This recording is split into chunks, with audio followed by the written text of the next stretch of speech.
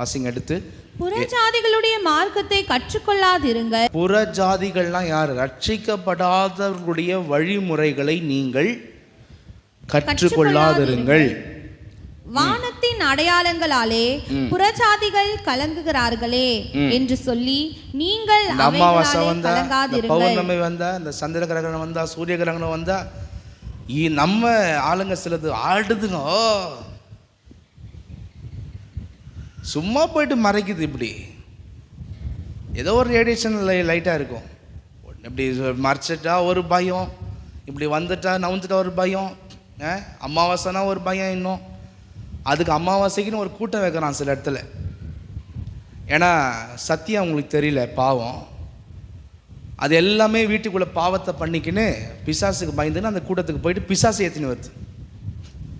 அவங்களுக்கு உண்மை புரியல. சில அமாவாசை ஜபன் போயிட்டு பிசாசுங்களை தான் நிறைய பேர் ஏற்றின்னு வராங்க.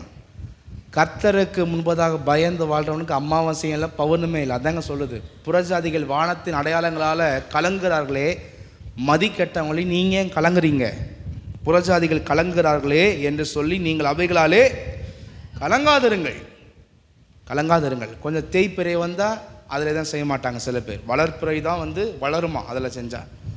அது மாதிரிலாம் இன்றைக்கும் பாரம்பரியம் கிழமை இதெல்லாமே என்ன பண்ணுறாங்க, தேவஜனம் பார்க்குறாங்க. ஆனால் தேவனுடைய நாளான இன்றைக்கு எல்லாத்தையும் பண்ணுவாங்க. அந்த பிரமாணத்தை விட்டுருவாங்க. புறஜாதிகள் பிரமாணம் செவ்வாய்க்கிழமை அந்த கிழமைனா ரொம்ப அப்படியே பயம், எதுவுமே செய்ய மாட்டாங்க.